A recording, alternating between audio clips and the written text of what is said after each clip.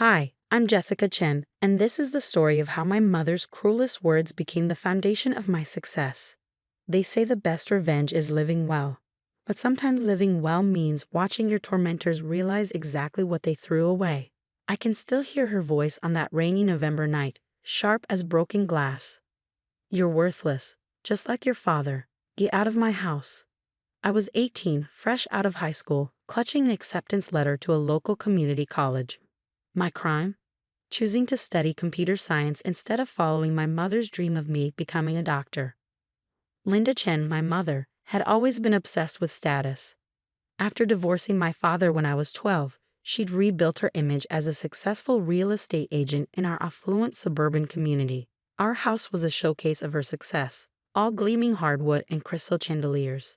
But beneath that perfect surface lay a woman who measured everything and everyone by their potential to elevate her social status.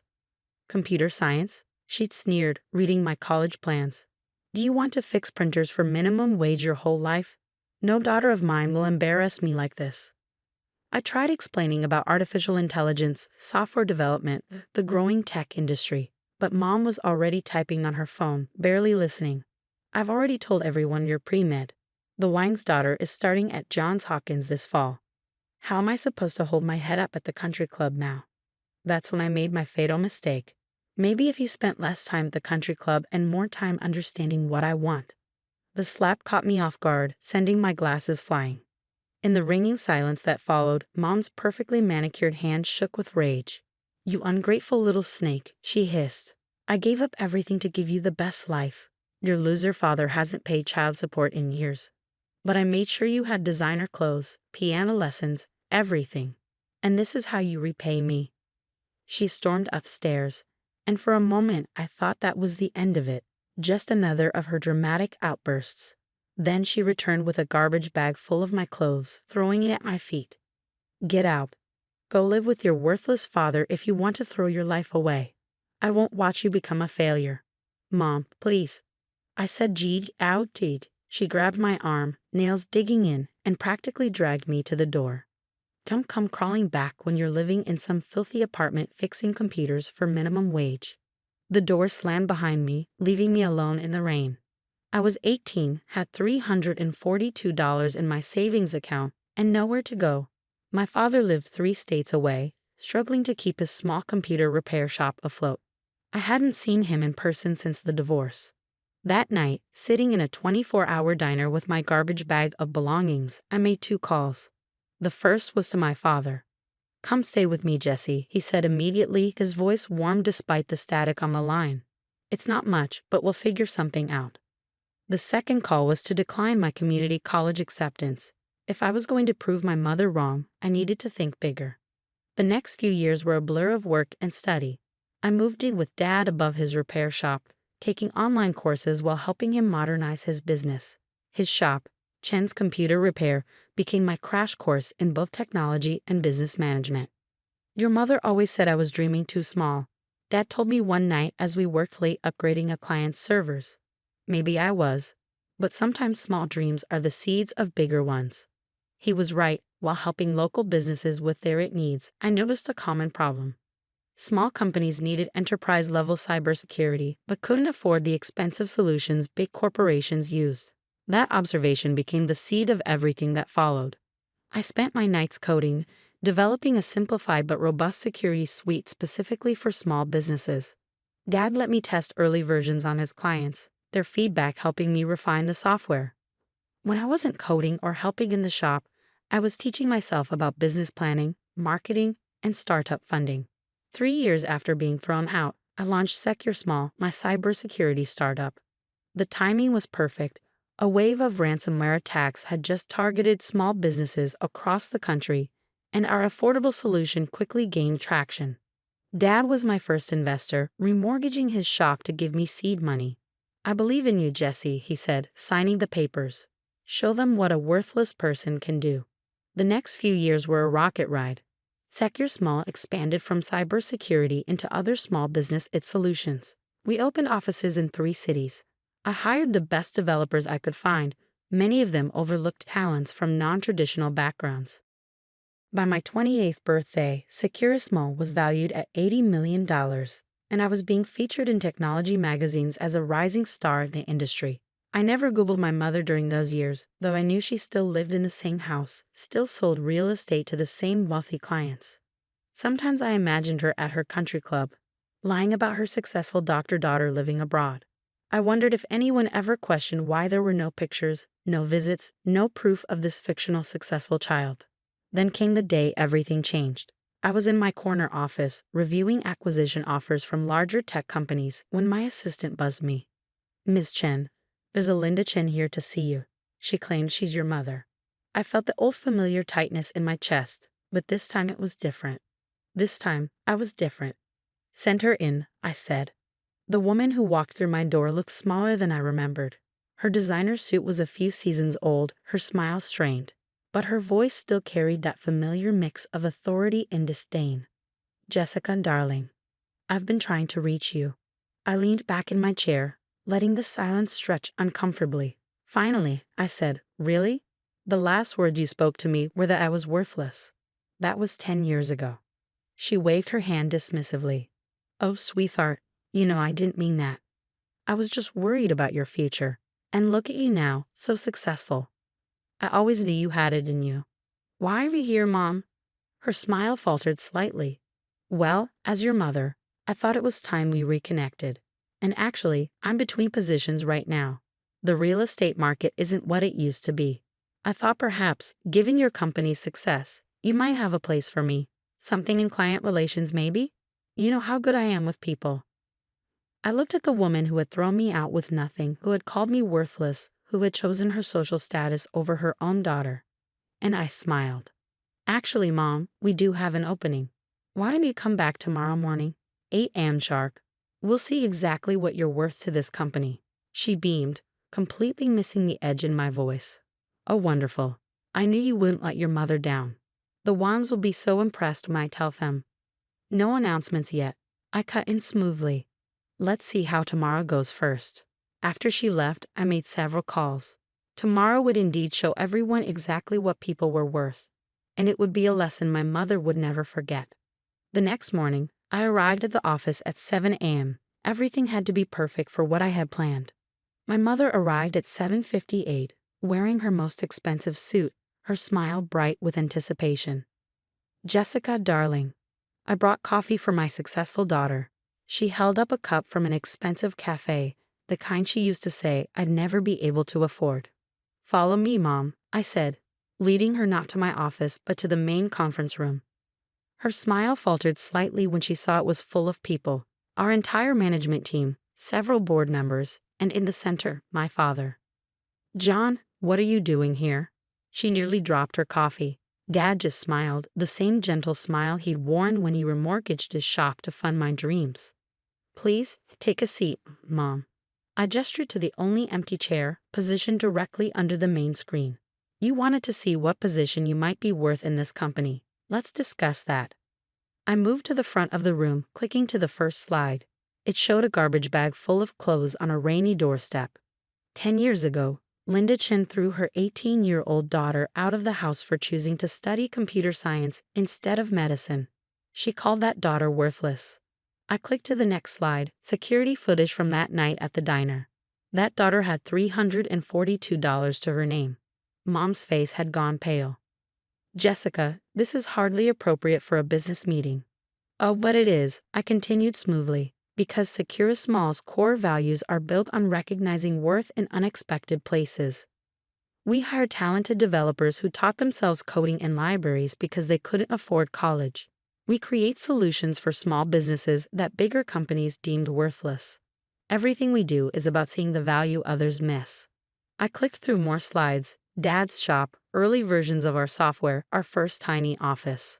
When we evaluate potential employees, we look at 3 things: their skills, their character, and their judgment of worth. So let's evaluate Linda Chen. I turned to face her directly. "Skills first. You were a successful real estate agent, specializing in luxury properties. But according to public records, you haven't closed a sale in 8 months. Your license is currently suspended pending investigation of misrepresented property values." Mom's face flushed red. That was a simple misunderstanding.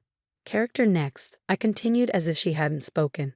You abandoned your ex-husband when his business struggled, then prevented him from seeing his daughter. You threw that daughter out for not conforming to your image of success. And now that you're facing financial difficulties, you've come to the daughter you called worthless, expecting a job. The room was dead silent. Even the usual traffic sounds from outside seemed muted. Finally, judgment of worth. 10 years ago, you looked at a bright, ambitious 18-year-old and saw nothing of value because she didn't fit your narrow definition of success. You looked at a hardworking small business owner and saw a loser. Your judgment of worth has consistently been not just poor, but actively harmful. I clicked to the final slide, a comparison of two numbers. This is interesting, Mom. The first number is the current value of your suspended real estate license and frozen assets, approximately $42,000. The second is Secure Small's latest valuation, $80 million. Quite a gap between your judgment of worth and reality. Mom stood up, her hands shaking. I get it, Jessica. You've made your point. You're successful, and I was wrong. I'm sorry. Now can we discuss my position here like adults? I smiled. Oh, we are discussing your position. In fact, I do have a job for you. Her eyes lit up with hope. We're launching a new initiative to provide a training in cybersecurity solutions to small computer repair shops. Dad's shop was our prototype location. We're expanding to 500 shops nationwide this year. I handed her a folder. Inside you'll find a job offer. Entry-level technical support. 6-month probationary period. Starting salary matches our standard entry-level package. You'll work at Dad's shop, learning the basics of the industry you once dismissed. If you complete the training successfully, you'll have the opportunity to advance based solely on your merit, not your connections, not your status, not your relation to me. She stared at the folder like it might bite her. Technical support at John's shop. But I'm your mother. No, Mom. 10 years ago, you made it very clear I wasn't your daughter anymore because I was worthless. You can't take that back just because my worth now comes with dollar signs attached. I turned to the room, meeting adjourned, everyone. Thank you for your time. As people filed out, Mom remained frozen in her chair, clutching the folder. The choice is yours, I said quietly. You can take a job, learn the industry from the ground up, and maybe eventually understand what real worth looks like. Or you can walk away.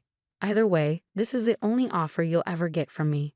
Dad waited by the door as Mom slowly stood up, her perfect makeup streaked with tears. I need time to think, she whispered. Take 24 hours, I replied, just like you gave me 10 years ago. After she left, Dad wrapped me in a hug. You okay, Jessie? I nodded against his shoulder. You know what's funny, Dad? Part of me hoped she'd take one look at that entry-level offer and storm out in outrage. It would prove she hadn't changed at all. And now?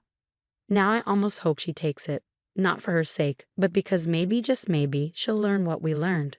That worth isn't about status or appearances. It's about what you build, what you contribute, how you treat people.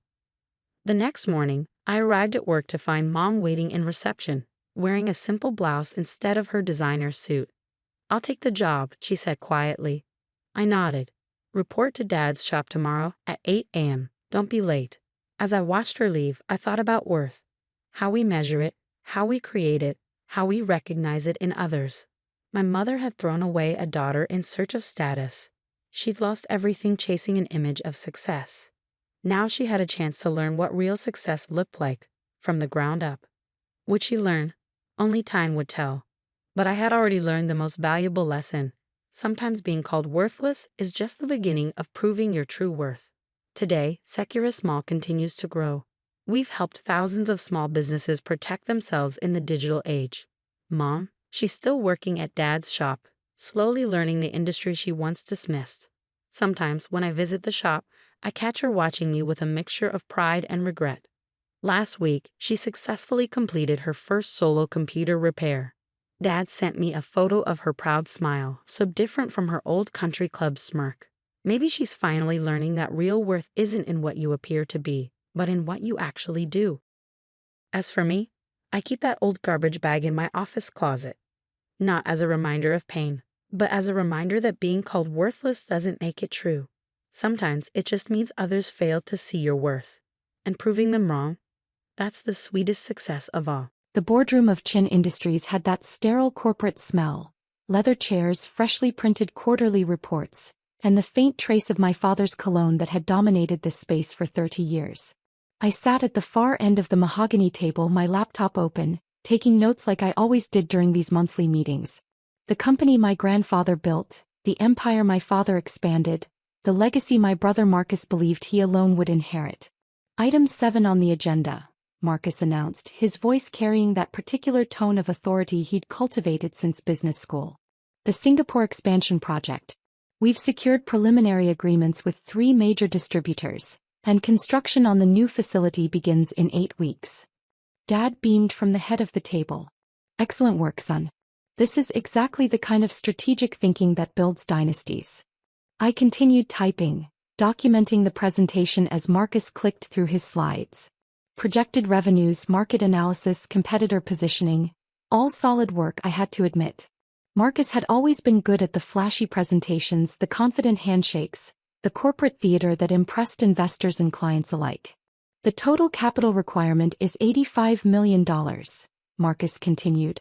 We've structured it as a phased deployment over 18 months, with the first $30 million releasing next week to secure the property and initial construction permits. My mother, sitting beside Dad, clasped her hands together. I'm so proud of you, Marcus. This is what real business leadership looks like.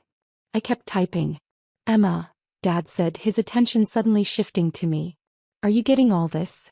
I know financial planning isn't really your strong suit, but try to understand the big picture here. I nodded without looking up. Got it all documented, Dad. Marcus smirked. Don't worry, Em. Not everyone has the vision for international expansion. Your little consulting projects are valuable too. Someone has to handle the small stuff. The other board members, Uncle Richard, my father's law school friend James, and the company's CFO Margaret, shifted uncomfortably. They knew my little consulting projects included advising 3 Fortune 500 companies on their Asian market strategies, but correcting Marcus had never been worth the family drama it caused. Actually, I said mildly, I had a few questions about the funding structure. Emma, Marcus cut me off, leaning forward with that condescending smile he'd perfected. This is complex corporate finance. We're talking about international property acquisition, construction contracts, regulatory compliance across multiple jurisdictions. It's not like balancing a personal checking account. Uncle Richard cleared his throat. Marcus, Emma does have extensive experience in consulting, Marcus interrupted. Which is great. Very respectable. But this is real business, Uncle Richard. This is putting tens of millions of dollars into play, managing construction teams, negotiating with foreign governments. It requires a certain gravitas that comes from years of hands-on operational experience. Dad nodded approvingly. Marcus is right. Emma, you've done well with your little side career, but this is a different league entirely. When you've spent 15 years in the trenches like Marcus has, then you can weigh in on these decisions. I had spent 12 years building an investment portfolio that spanned 4 continents, but who was counting? I just wanted to understand the contingency planning, I said, keeping my voice neutral. What happens if the initial property acquisition faces delays? Or if the regulatory approval takes longer than projected? Marcus actually laughed. See, this is what I mean. Always looking for problems instead of opportunities. This is why you'll never understand real business, Emma. Winners think about success. You're still thinking like a mid-level consultant, worrying about edge cases instead of focusing on execution. Margaret, the CFO, looked uncomfortable. Actually, contingency planning is standard practice. Margaret, Dad interrupted gently, I appreciate your thoroughness, but Marcus has this handled. He's been preparing this expansion for 2 years. Every angle is covered. Marcus stood, walking around the table with his hands in his pockets. His power pose. Emma, I love you. You're my sister. But there's a reason Dad put me in charge of operations and you do your thing. Some people are built for the big leagues and some people are better suited for support roles. There's no shame in that. The patronizing tone was nothing new, but something in his voice today had an extra edge. Maybe it was the stress of the expansion, or maybe it was just Marcus being Marcus, but he was really leaning into the condescension. Stick to your little side jobs, Marcus continued, returning to his presentation clicker. Leave the real business to the professionals who've actually built something. Now if we can return to the expansion timeline. I nodded slowly, closing my laptop. Under the table I pulled out my phone and opened an encrypted messaging app that connected directly to my investment director David Chen. No relation despite the shared last name. I typed quickly, need to schedule a call. Urgent. Regarding Chin Industries' funding structure. The response came within seconds. Available now. Conference line.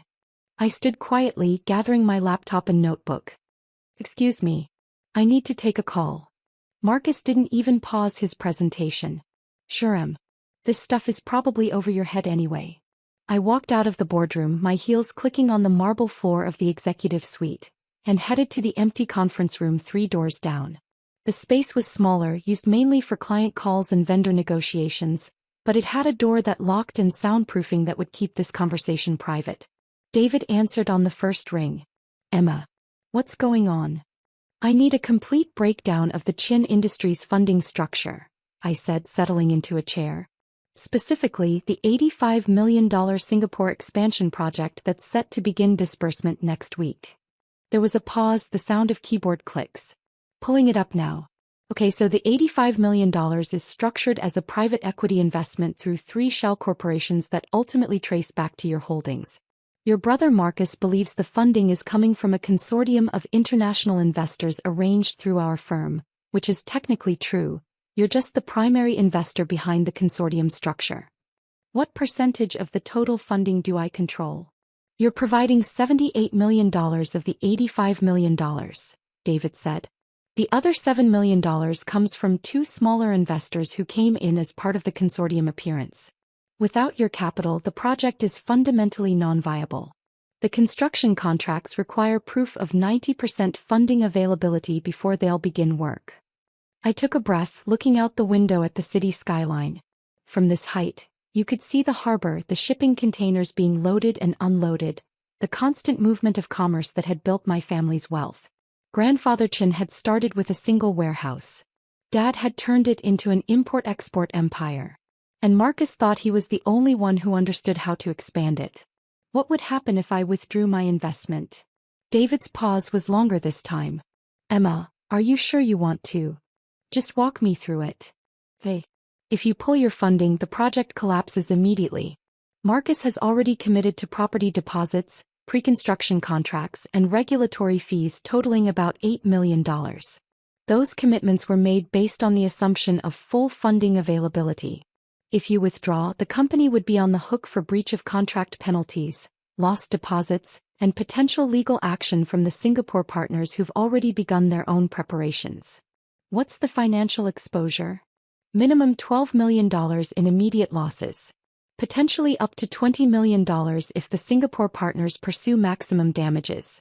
Plus reputational damage in the Asian markets that could affect future expansion opportunities. I stood, pacing the length of the conference room. Through the walls, I could faintly hear Marcus's voice still droning on about market penetration strategies and competitive advantages. And the company's cash reserves? I asked. After the recent dividend distributions and operational expenses, Chin Industries has about $15 million in liquid reserves. They could absorb the loss, but it would severely impact their ability to pursue other opportunities for the next 18 to 24 months. Plus, your father would have to explain to the board why a supposedly guaranteed funding arrangement fell through. I stopped at the window, watching a cargo ship make its way toward the port. My phone buzzed with a text from Margaret, the CFO. You okay? That was rough in there. Margaret was one of the few people at Chin Industries who actually understood what I did outside the family business. She'd helped me structure some of my early investments, back before my portfolio had grown large enough to require a dedicated management firm. I typed back, I'm fine. Just needed some air. Her response came immediately, your brother is an idiot. Everyone in that room knows it except your father. That made me smile despite everything. Margaret had been with the company for 20 years, had watched Marcus grow from an arrogant MBA graduate to an arrogant VP of operations. She'd also watched me build an investment empire that dwarfed anything Marcus had accomplished, even if most of the family remained oblivious to it. David, I said, returning my attention to the call. I want to understand all the mechanisms. If I withdraw my investment, how quickly does everything unravel? The first disbursement is scheduled for next Monday, 5 days from now. That's $30 million releasing to the Singapore Property Trust for the initial land acquisition and permits. If that money doesn't appear, the Property Trust has a 48-hour grace period before they invoke the penalty clauses. So we're looking at first-level consequences by Wednesday of next week. And Marcus's position? His reputation takes the primary hit. He's personally guaranteed the project timeline to multiple stakeholders: the board, the Singapore partners, the construction firms. If it falls apart, he owns the failure.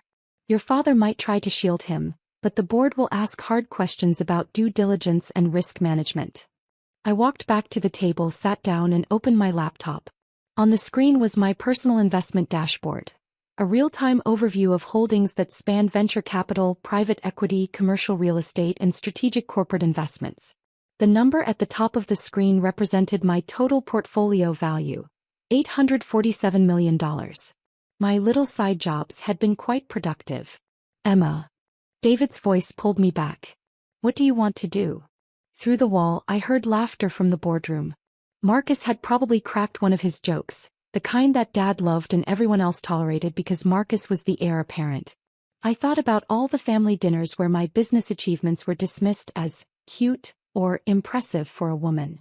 All the board meetings where my questions were treated as naive instead of strategic. All the times Marcus had introduced me to his business associates as my sister who does some consulting, while he presented himself as the dynasty's future.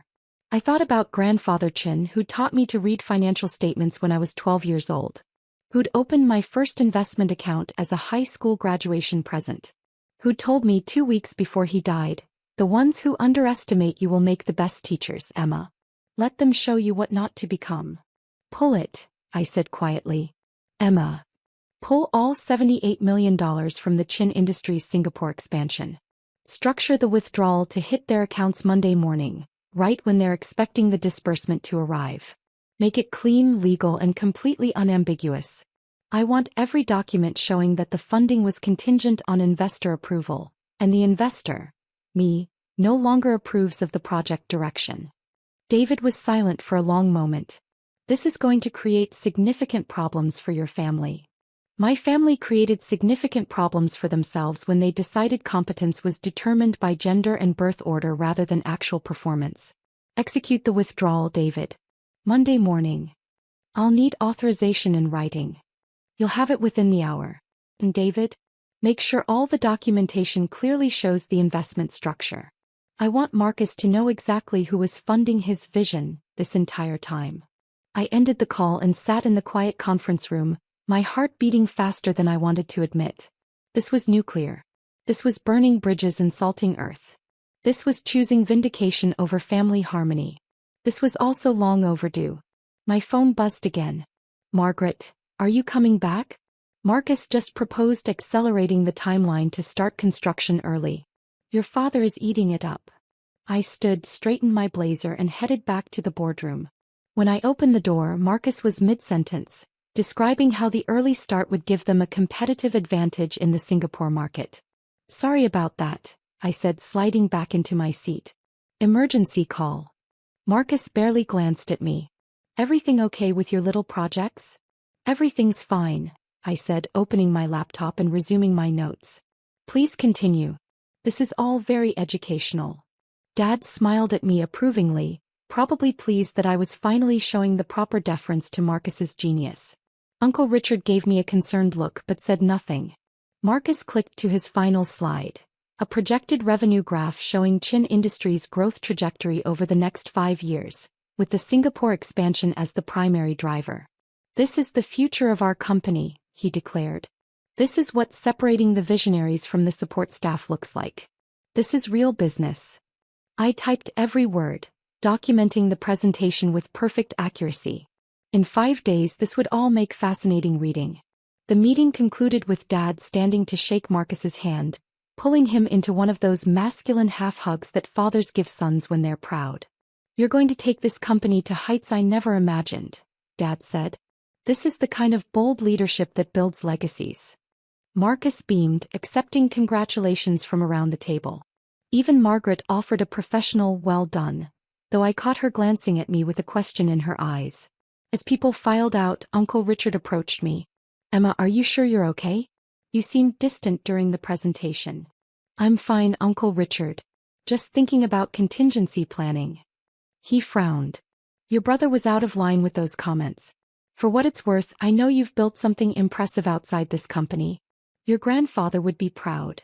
That made my throat tight. Thanks, Uncle Richard. That means a lot. He squeezed my shoulder and left, leaving me alone in the boardroom with my laptop and my thoughts. Through the windows, the sun was setting over the harbor, painting the water in shades of orange and gold. Somewhere in Singapore, people were preparing to break ground on a facility that would never be built. I spent the next hour in my office, a small space on the executive floor that Dad had given me more as a gesture than a necessity, drafting the formal withdrawal authorization. The language was precise, legal, and completely airtight. By the time I finished, it was after 7, and the building was mostly empty except for security and the occasional workaholic staying late. I sent the document to David with a simple message. Execute Monday morning, 9 a.m. Singapore time. That's 9 p.m. Eastern Sunday. I want Marcus to get the calls right when he's having Sunday dinner with Dad. David's response. Authorization received and confirmed. Emma, there's no going back from this. I know, I typed. That's the point. The weekend passed in surreal normalcy. Saturday lunch with Mom, where she spent an hour gushing about Marcus's brilliant expansion plan. Sunday brunch at Dad's club, where 3 of his golf buddies congratulated me on having such an impressive brother. I smiled, nodded, and said all the appropriate things while my phone sat in my purse, waiting for Sunday evening. At 8:45 p.m. I was at home, sitting on my couch with a glass of wine and my laptop open. At 8:50, David sent a text. Withdrawal documents filing now. Singapore Property Trust will receive notification at 9 a.m. their time, which is approximately 10 minutes from now. At 9:03 p.m. my phone rang. Marcus. I let it go to voicemail. At 9:07 Dad called. Also to voicemail. At 9:12 Margaret texted, "What did you do? Your brother is losing his mind. Your father just called an emergency board meeting for tomorrow morning." I replied, I withdrew my investment from a project I didn't believe was properly managed. It's called fiduciary responsibility. At 9:15 Marcus called again. This time I answered. What the hell did you do? His voice was so loud I had to pull the phone away from my ear. Hi Marcus. I'm doing well, thanks for asking. How's your evening? Don't play games with me, Emma. I just got off the phone with the Singapore Property Trust. They're saying our primary funding source has withdrawn $78 million. They're threatening breach of contract penalties. What did you do? I withdrew my investment from a project that was being mismanaged by someone who doesn't understand real business. There was a long silence. Your investment? What are you talking about? The $78 million that was funding your expansion? That was my money, Marcus. My little side jobs generated enough capital to bankroll your vision. But since you made it clear that I don't understand real business and should stick to support roles, I decided to support something else instead. Another silence, longer this time. When Marcus spoke again, his voice had lost its confidence. You're lying. The funding came from David Chen's investment firm. There was a whole consortium. David Chen is my investment director. The consortium was my holding companies. And the funding came from my portfolio, which is currently valued at $847 million. But I guess that's just cute for a woman doing consulting, right? Emma, listen to me. No, Marcus. You listen. For 12 years I've been building an actual empire while you've been playing corporate prince with Dad's company. I've invested in startups that went public. I've funded real estate developments across 4 continents. I've advised companies that make Chin Industries look like a lemonade stand. And the whole time, you treated me like I was balancing a checkbook. Emma, please. I'm not done. That funding I pulled? That was going to be my last investment in you. I was going to let you have your moment, let you build your Singapore expansion on my money and never tell anyone.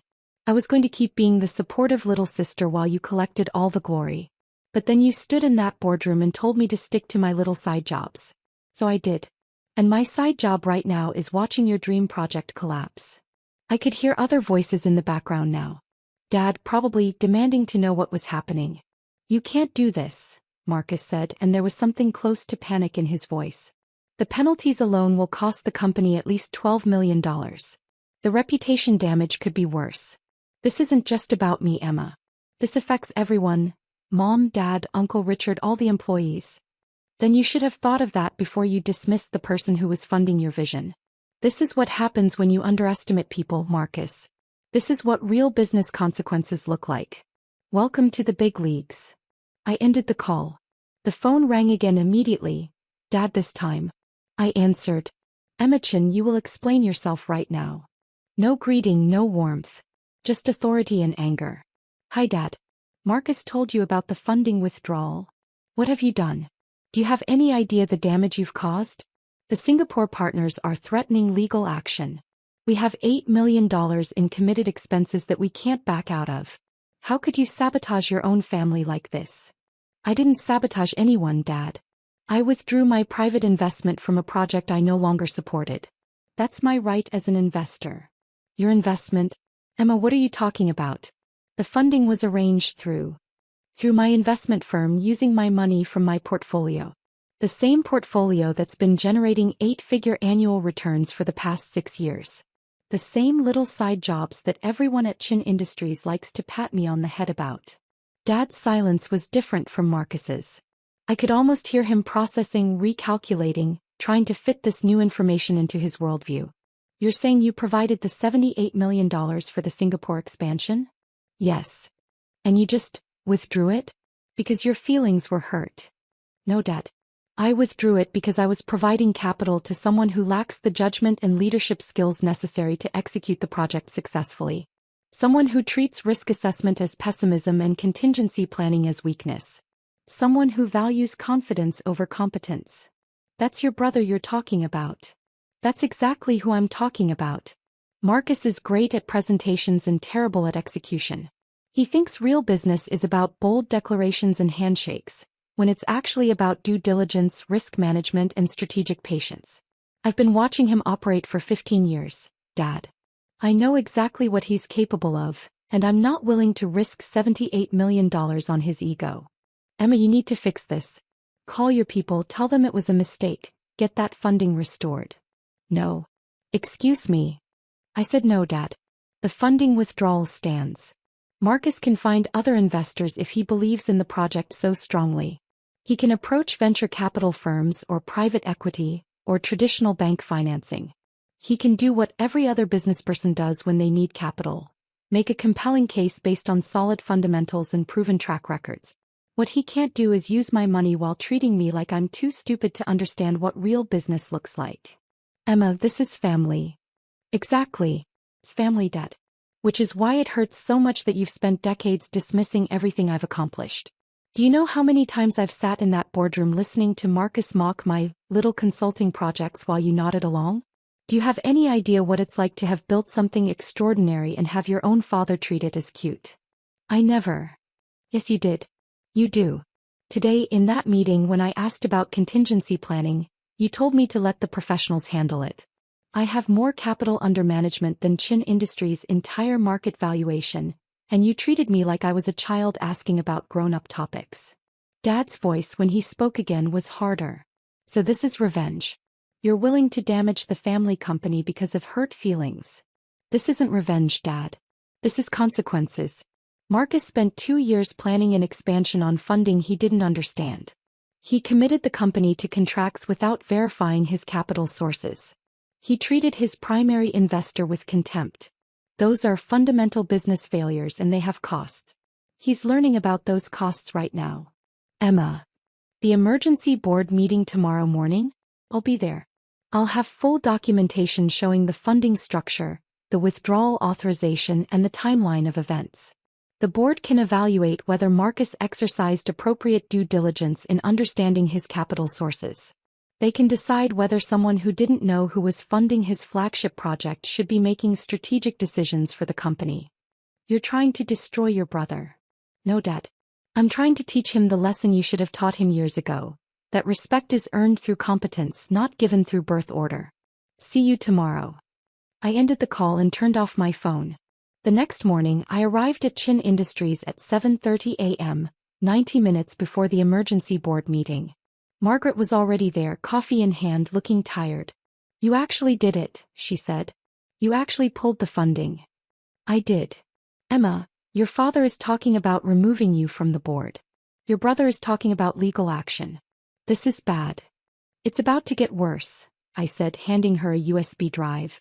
"This contains complete documentation of the investment structure, including the shell corporations, the consortium arrangement, and the capital source verification that Marcus should have conducted but didn't.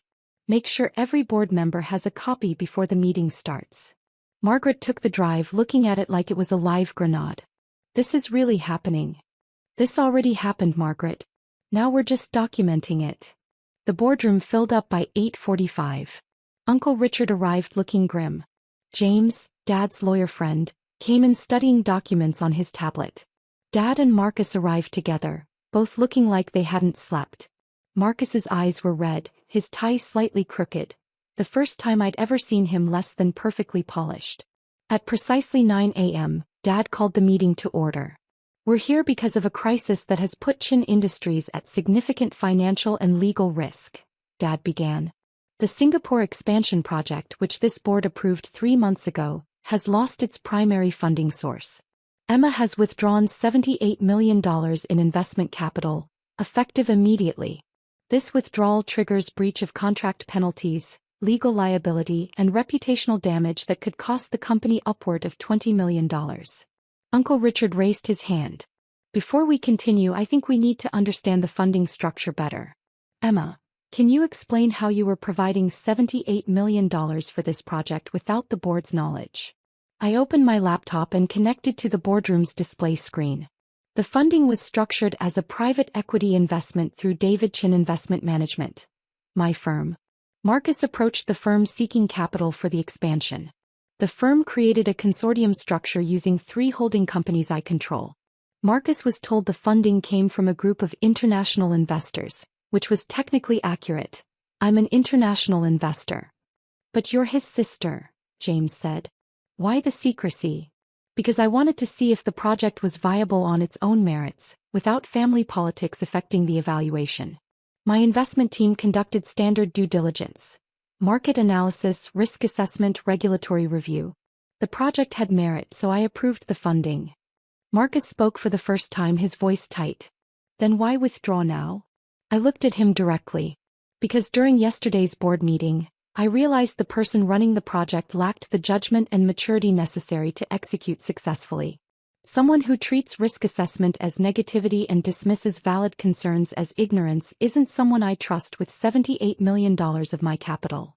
"That's personal, not professional," Marcus shot back. "You pulled the funding because I hurt your feelings. I pulled the funding because you demonstrated fundamental incompetence. You spent 2 years planning an $85 million expansion without verifying your capital sources. You committed the company to millions in contracts without confirming the funding was secure.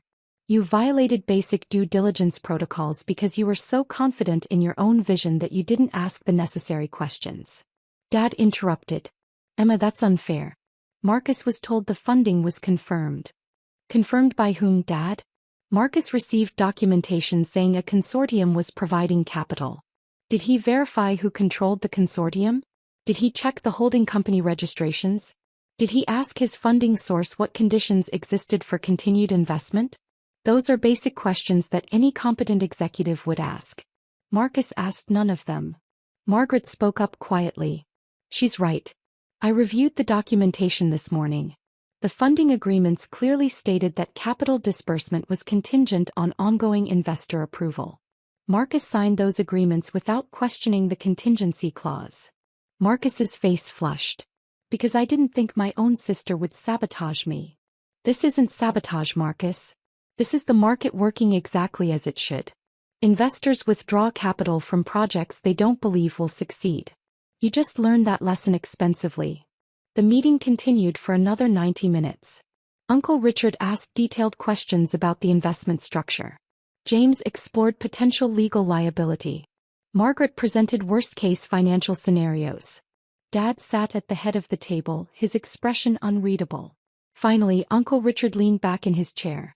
I need to ask the obvious question. Emma, what's your total portfolio value? As of this morning, $847 million. The room went silent. Say that again, James said slowly. My current investment portfolio is valued at $847 million. Annual returns average between $65 and $90 million, depending on market conditions. I manage direct investments in 23 companies, hold significant real estate in 6 countries, and advise 3 Fortune 500 corporations on their Asian market strategies. My little side jobs have been quite productive. Dad stared at me like I was a stranger. That's not possible. It's documented in the materials Margaret distributed. Full financial statements, audited by Deloitte, verified by 3 separate investment banks. I built it over 12 years, starting with the $500,000 inheritance grandfather Chin left me and reinvesting every dollar of profit instead of spending it on luxury items or status symbols. Marcus looked physically ill. You have almost $1 billion? I have a portfolio that will likely cross the $1 billion threshold within the next 18 months, yes. Which is why I'm very careful about where I invest my capital. And why I'm no longer willing to invest in projects run by people who think confidence is a substitute for competence. Uncle Richard actually laughed. A sharp, surprised sound. David, did you know about this? Dad shook his head slowly. I thought she was doing well with her consulting. I had no idea. Because you never asked, I said quietly. In 12 years, you never once asked me for a detailed breakdown of my business activities. You assumed consulting meant small projects and modest fees. You assumed wrong. The meeting ended with no clear resolution. Marcus's expansion was dead. Everyone acknowledged that. The question was what happened next, how to manage the penalties, how to explain the failure to stakeholders. As people filed out, Dad approached me. Emma, I think we need to talk. Privately. We went to his office, the space that had intimidated me as a child. Now it just looked like any other corporate executive's domain. Expensive furniture, impressive view, framed awards on the walls. I underestimated you, Dad said finally. I have been underestimating you for a very long time. Yes. That doesn't excuse what you did. Pulling that funding caused real damage. Damage that Marcus caused by not understanding his own capital structure. I just withdrew my money, Dad. Everything that followed was the consequence of his poor planning. Dad sat heavily in his chair. $847 million. How is that even possible?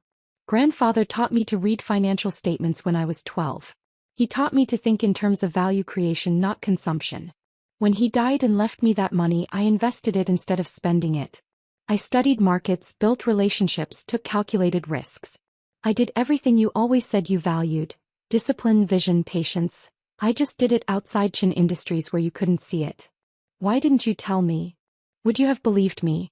Or would you have patted me on the head and told me it was cute that I was playing with stocks? Dad didn't answer, which was answer enough. What happens now? He asked. That's up to you, Dad. I'm still a board member. I still own my shares in Chin Industries.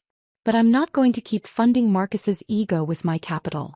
If he wants to rebuild his expansion plans, he can find investors who actually respect him enough to verify their funding sources.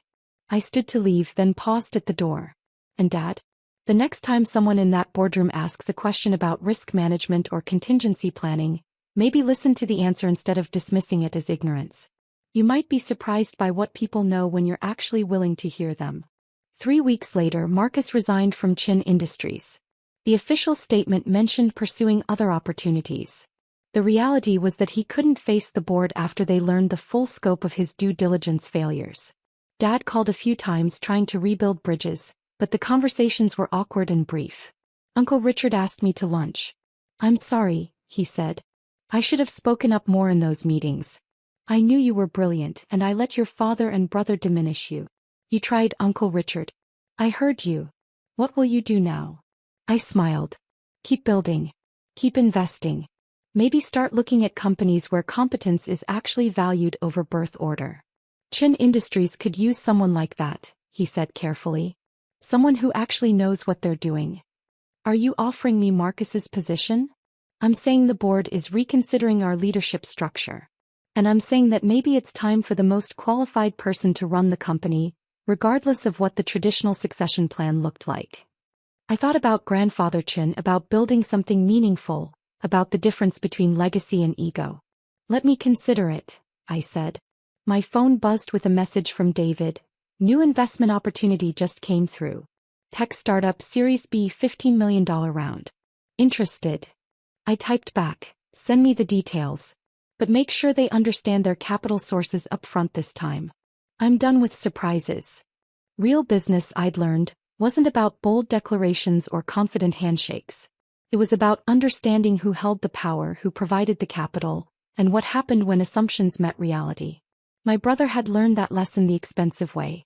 I'd learned it much earlier, courtesy of a grandfather who believed in me when others didn't, and who taught me that being underestimated was just another form of competitive advantage. The ones who dismiss you make the best teachers. Grandfather Chen had been right about that. The day my grandmother, Catherine Hamilton, died, I was elbow-deep in soil, tending to her prized rose garden. She had taught me everything about those roses, which varieties needed more sun, how to prune them just right, and most importantly, how to nurture their roots so they'd flourish for generations. These roses are like secrets, Sarah, she'd often say, her blue eyes twinkling with hidden knowledge. Some bloom bright and bold, while others hide their beauty until the perfect moment. I didn't understand what she meant then, but I would soon enough. The call came from Mr. Patterson, her attorney, his voice carrying the weight of decades managing the Hamilton family's legal affairs. Miss Hamilton, I'm afraid I have difficult news. Your grandmother passed away in her sleep last night. The rose clippers slipped from my hands, landing silently in the soft earth. My grandmother, the woman who had raised me after my parents' death, who had been more of a mother to me than anyone else, was gone. There's something else, Patterson continued, his voice dropping slightly. She left explicit instructions about her will. The reading is scheduled for tomorrow at 2 p.m. Your presence is mandatory. I barely registered his words, my mind still struggling to process the loss. Of course, I'll be there. One more thing, Miss Hamilton. Your grandmother insisted that all family members must attend, including your Uncle Marcus. My hand tightened around the phone. Uncle Marcus, my father's younger brother, and the current CEO of Hamilton Industries. The man who had spent years trying to convince grandmother to sell her controlling shares in the company. The man whose very presence made the air feel thick with tension at every family gathering. I understand, I replied, though I didn't. Not really. The next day, I arrived at Patterson and Associates, the law firm that had handled Hamilton family matters since before I was born. The office occupied the entire top floor of a historic downtown building, its dark wood panels and leather-bound books speaking of old money and even older secrets. Uncle Marcus was already there, impeccable in his tailored suit, his silver hair perfectly styled. Aunt Diana, his wife, sat beside him, her face a mask of practiced sympathy. Their children, my cousins William and Victoria, completed the picture of the perfect grieving family. I took a seat across from them, suddenly conscious of my simple black dress and the dirt still lingering beneath my fingernails from yesterday's gardening. Uncle Marcus's eyes flickered over me, his lip curling slightly. Sarah, he nodded curtly. I trust you're well. Before I could respond, Mr. Patterson entered, carrying a thick manila envelope. He settled behind his massive desk, adjusting his reading glasses with practiced precision. Thank you all for coming, he began, his voice grave. We're here to discuss Catherine Hamilton's last will and testament. But before we proceed, She left specific instructions about how this meeting should be conducted. He opened the envelope, pulling out several documents. First, I must confirm that all named parties are present. Marcus Hamilton? Present, my uncle answered, his deep voice filling the room. Diana Hamilton? Here, Aunt Diana whispered. William and Victoria Hamilton. My cousins murmured their acknowledgments. And Sarah Hamilton? Present, I said softly. Patterson nodded, satisfied. Very well. Mrs. Hamilton's will is unusual. She has divided her estate into 2 parts. Uncle Marcus leaned forward slightly, his fingers drumming against his armrest. The first part concerns Hamilton Industries. As you know, Catherine held controlling interest in the company, 51% of all voting shares. Patterson paused, glancing at each of us in turn. These shares, along with her other business holdings, will be held in trust for 30 days. Held in trust? Marcus interrupted, his voice sharp. For what purpose? Patterson raised a hand. Please let me finish.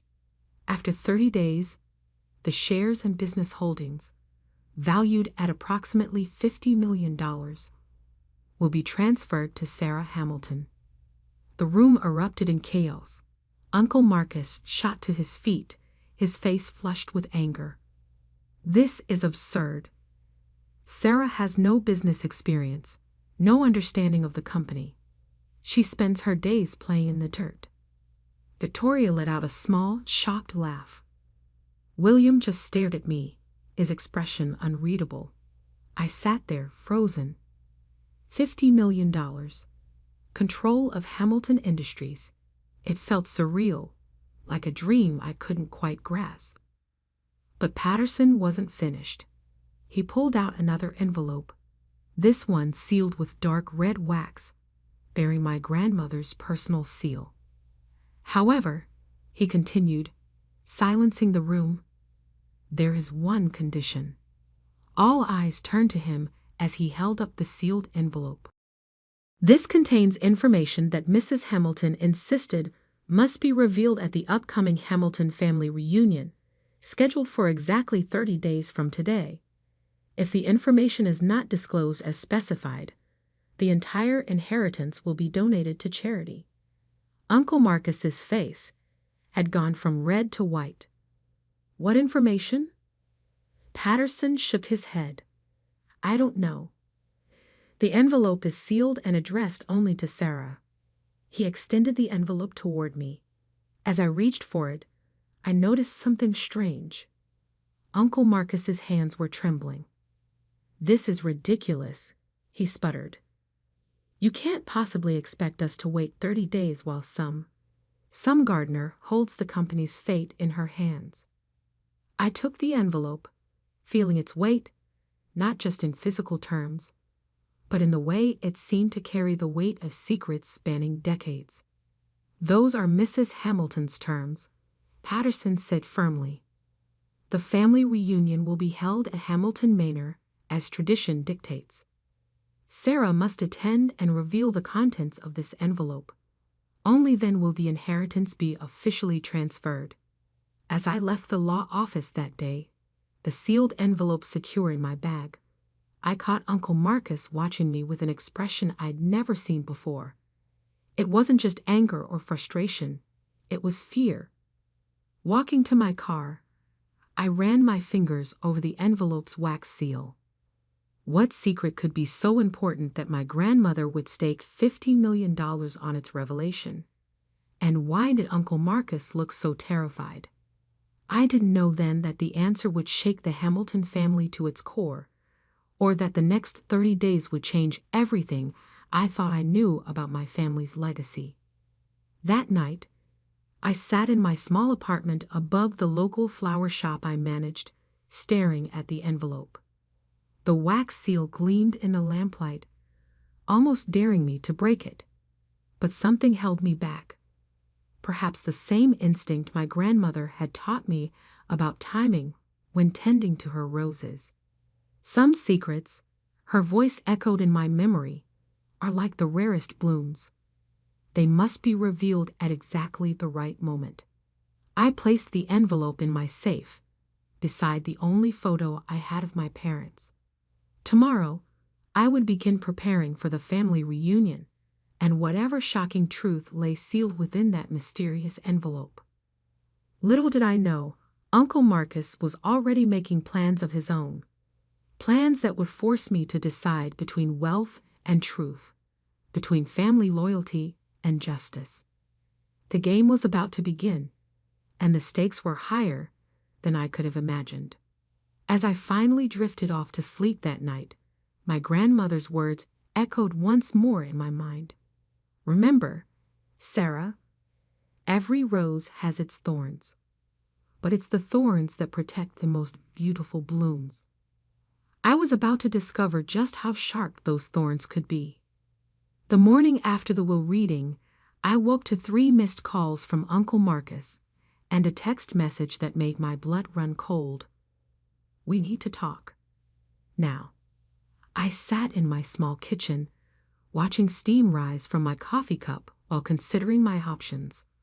The sealed envelope lay before me, its red wax seal catching the morning light. Something about it felt heavy, like it carried more than just paper inside. My phone buzzed again. Uncle Marcus. This time, I answered. Sarah. His voice was controlled, measured, the same tone he used during difficult board meetings. I'm outside your shop. I moved to window. Sure enough, his black Mercedes was parked in front of my modest flower shop, looking completely out of place among the local businesses. Come up, I said, knowing this confrontation was inevitable. Minutes later, Uncle Marcus stepped into my apartment, his expensive suit a stark contrast to my simple living space. His eyes darted around, taking in the potted plants, the gardening books, the framed pressed flowers on the walls. Charming, he said, though his tone suggested otherwise. Your grandmother certainly taught you well about plants. I gestured to a chair. What do you want, Uncle Marcus? He sat down, adjusting his gold cufflinks, a nervous habit I'd noticed over the years. Let's be practical about this, Sarah. You're not equipped to run Hamilton Industries. The company employs thousands of people. Our decisions affect lives, markets, entire industries. And you think I can't handle that responsibility? This isn't about capability. It's about experience, knowledge, connections. He leaned forward. I've spent 30 years building this company. Your father, my brother, would have wanted. Don't. My voice was sharp. Don't talk about what my father would have wanted. A flash of something, guilt, fear, crossed his face. Fine, he said, reaching into his jacket. Let's talk numbers instead. He pulled out a checkbook. $20 million. Cash. You sign over grandmother's shares to me, and you never have to work another day in your life. I stared at him. And the envelope? Destroy it. Whatever's inside. Some things are better left in the past. The way his hand trembled slightly as he held the checkbook told me everything I needed to know. He was terrified of what was in that envelope.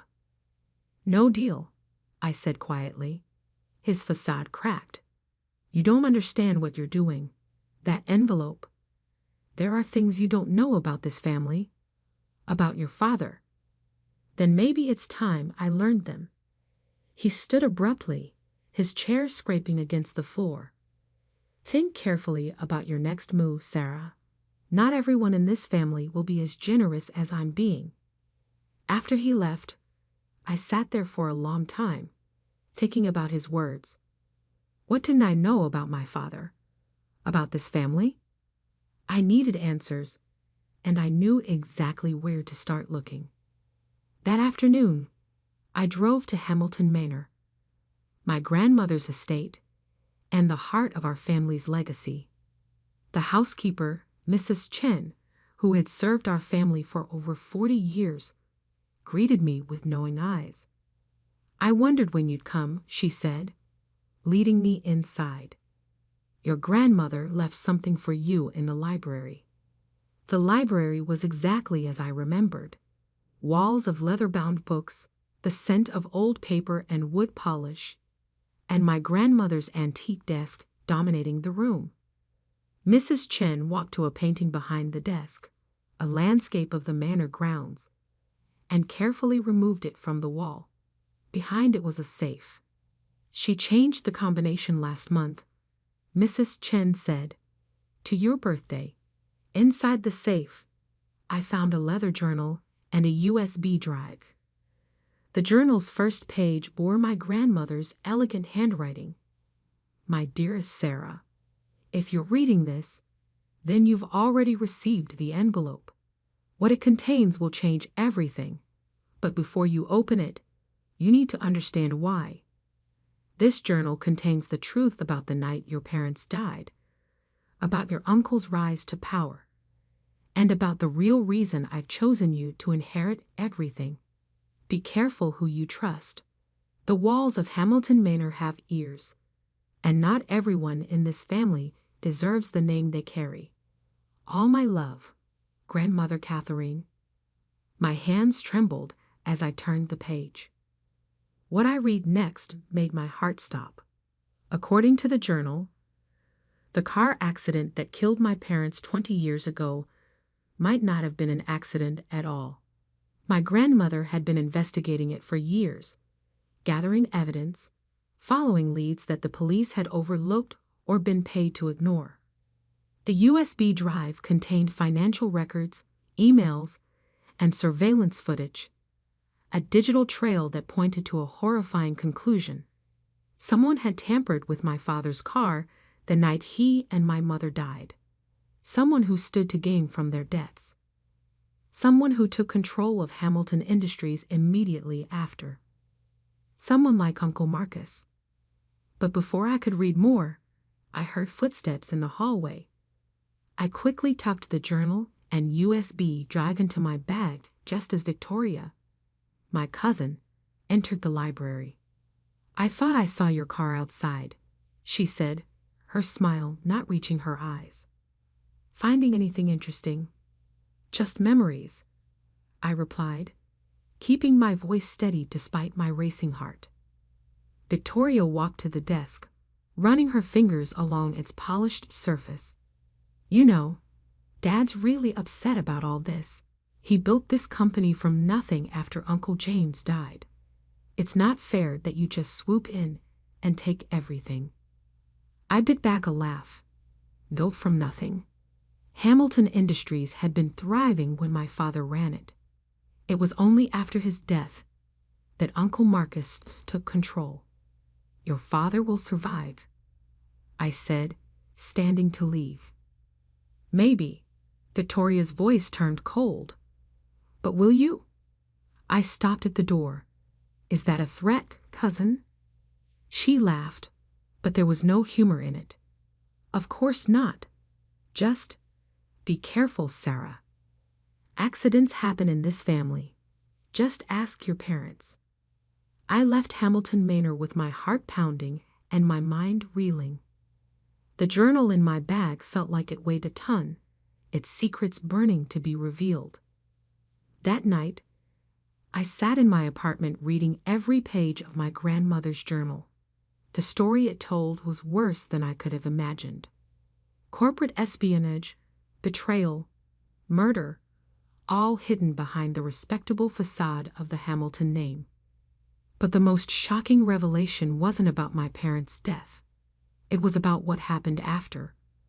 About a series of decisions and deals that had turned Hamilton Industries from a respected family company into something darker. And Uncle Marcus was at the center of it all. As I read, pieces started falling into place.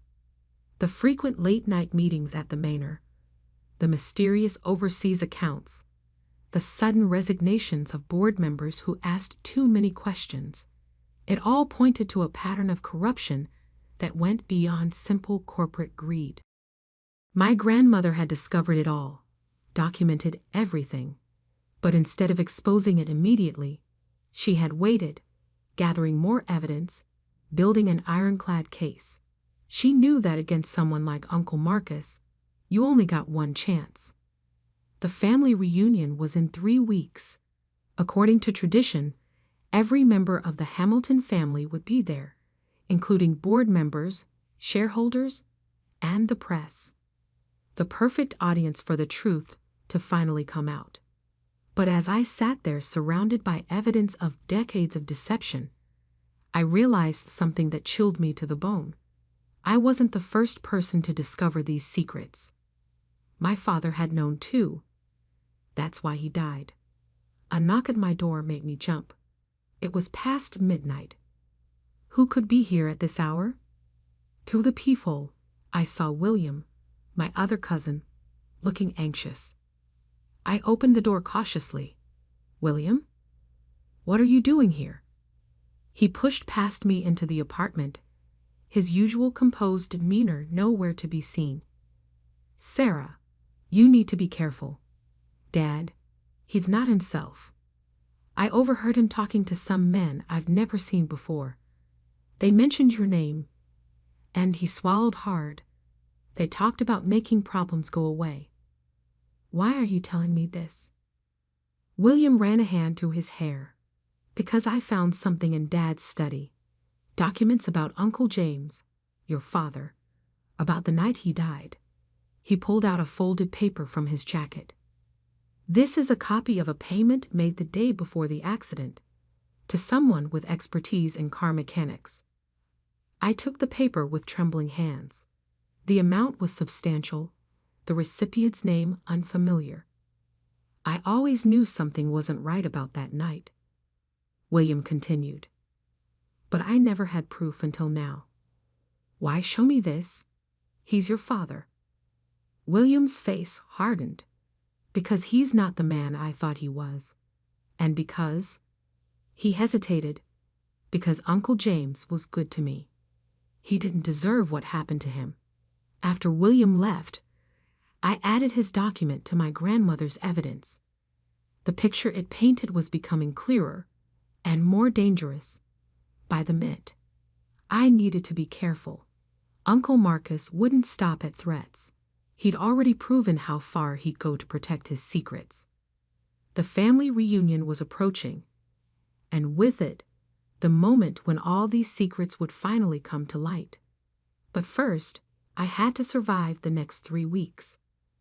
Little did I know, Uncle Marcus was already setting his plan in motion. A plan that would force me to choose between justice and survival, between exposing the truth and protecting what little family I had left. The game was no longer just about an inheritance. It was about justice, revenge, and the true meaning of family. And somewhere in Hamilton Manor, the clock was ticking down to a revelation that would shatter the Hamilton name forever. The day of the Hamilton family reunion arrived with an unusual chill for early summer. As I drove up the winding path to Hamilton Manor, my grandmother's sealed envelope sat heavy in my designer handbag, a rare, expensive purchase I'd made for today's occasion. Inside my jacket pocket, a small USB drive contained copies of every document, every piece of evidence I'd gathered over the past month. I'd learned from my father's mistakes. If anything happened to me, multiple copies of everything would be sent to the press, the police, and the SEC. The manor's grand facade loomed before me, its windows gleaming in the morning sun. Cars already lined the circular driveway, sleek luxury vehicles belonging to board members, shareholders, and family members who only appeared at events like these. Mrs. Chen met me at the door, her eyes conveying silent support. "They're all in the main hall," she whispered. "Your uncle has been asking about you." I nodded, straightening my spine. The past 3 weeks had been a careful dance of avoiding Uncle Marcus's increasingly aggressive attempts to resolve the situation. First came the threats disguised as warnings, then the suspicious car that followed me for days, and finally, the break-in at my apartment that was made to look like a robbery. But they hadn't found what they were looking for. The evidence remained safe, distributed across multiple locations, waiting for this moment. The main hall buzzed with conversation as I entered. Heads turned, whispers followed.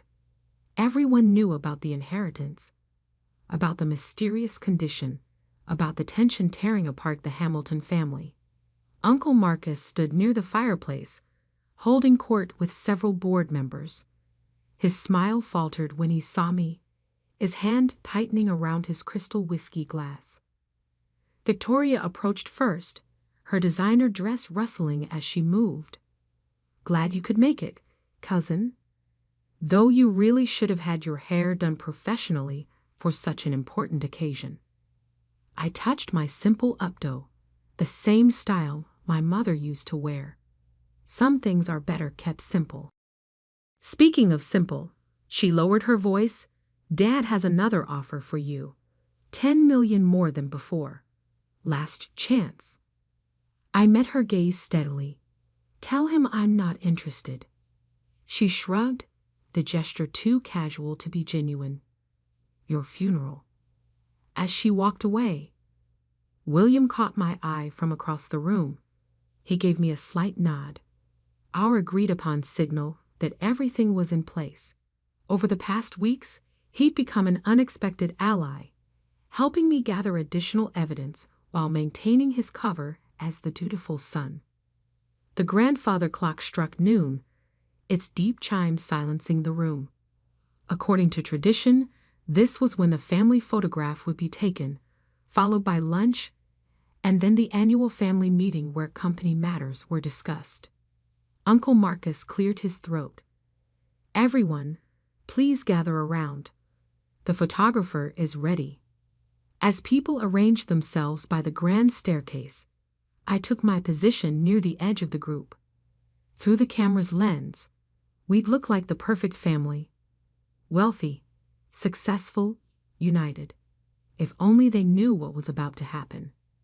After the photos, we moved to the dining room. Crystal glasses clinked, silver cutlery gleamed, and conversation flowed as smoothly as the expensive wine. I barely touched my food, watching as Uncle Marcus grew increasingly tense with each passing minute.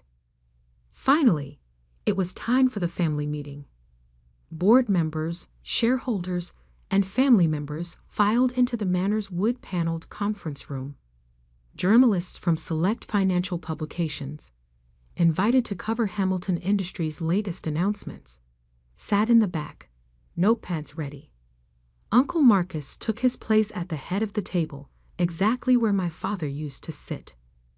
"Before we begin discussing company matters," he said, his voice carrying across the room, "I believe my niece has something she'd like to share with us." All eyes turned to me. This was the moment my grandmother had planned for, the moment 20 years in the making. I stood slowly, removing the sealed envelope from my bag. The red wax seal caught the light, drawing every gaze in the room. "As you all know," I began, my voice steady despite my pounding heart. "My grandmother left me her controlling shares in Hamilton Industries on one condition, that I reveal the contents of this envelope today, before all of you." Uncle Marcus's knuckles were white as he gripped the arms of his chair. I broke the seal carefully, pulling out several photographs and documents. The first photo showed my father in his office, looking concerned as he examined some papers. The timestamp showed it was taken the day before his death. 20 years ago, I continued, my parents died in what we were told was a tragic accident. But my grandmother never believed it was an accident. She spent years investigating, gathering evidence, following leads that others had overlooked or been paid to ignore. Murmurs rippled through the room. I placed the first document on the table, a copy of a bank transfer. This payment was made to a mechanic the day before my parents' death. A mechanic who specialized in brake systems. The same mechanic was found dead from an apparent suicide 2 weeks later. Uncle Marcus stood abruptly. "This is ridiculous. You can't possibly." "I'm not finished." My voice cut through his protest like a knife. The same day this payment was made, someone accessed my father's office after hours. The security footage, which was supposedly lost, shows exactly who it was. I nodded to William, who connected his laptop to the room's projection system. The grainy footage played, showing Uncle Marcus entering my father's office late at night, removing documents from the safe. The next morning, I continued as the footage played. My father confronted Uncle Marcus about what he'd found. Evidence of embezzlement, offshore accounts, deals with shell companies that existed only on paper. Hours later, my parents were dead. The room had gone completely silent. Even the journalists had stopped writing, their pens frozen mid-sentence. But that was just the beginning. I laid out more documents, bank statements, emails, surveillance photos. Over the next 20 years, Hamilton Industries under Marcus Hamilton's leadership became a front for money laundering, tax evasion, and corporate fraud on a massive scale. Victoria jumped to her feet. "You're lying. This is all fabricated." "Every document has been verified," I cut in. "Every transaction traced. Every witness statement recorded. My grandmother spent years building this case, making sure it was ironclad before she died." I turned to the journalists. "You'll each find a complete digital copy of all evidence in your email inboxes. The SEC, FBI, and Department of Justice received their copies an hour ago." The room erupted in chaos. Board members shouted questions. Shareholders reached for their phones. Family members stared in shock or anger, or both. Through it all, Uncle Marcus remained eerily still, his face drained of color. Then slowly, he began to laugh. A hollow, broken sound that silenced the room. "You're just like him," he said, staring at me with something between hatred and admiration. "James always thought he could fix everything, make everything right. Look where it got him." "No," I replied calmly. "I'm not like my father. I'm like my grandmother. I waited. I planned. I made sure you couldn't stop the truth from coming out." As if on cue, the conference room doors opened. Federal agents streamed in, led by a stern-faced woman who held up her badge. "Marcus Hamilton," she announced. "You're under arrest for conspiracy, fraud, money laundering, and the murders of James and Eleanor Hamilton." I watched as they led him away in handcuffs, Victoria's screams, and William's quiet resignation fading into background noise. Outside, camera flashes exploded as journalists captured the moment the mighty Marcus Hamilton was brought low.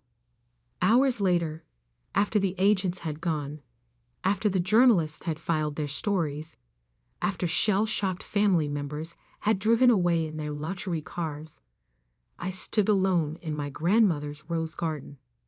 The roses were in full bloom, their petals catching the last rays of sunlight. I knelt down, touching one gently, remembering all the lessons my grandmother had taught me here. "You were right," I whispered to her memory. "Some secrets do need perfect timing to bloom." Mrs. Chen found me there as darkness fell. "Your grandmother would be proud," she said softly. "Both of your parents would be."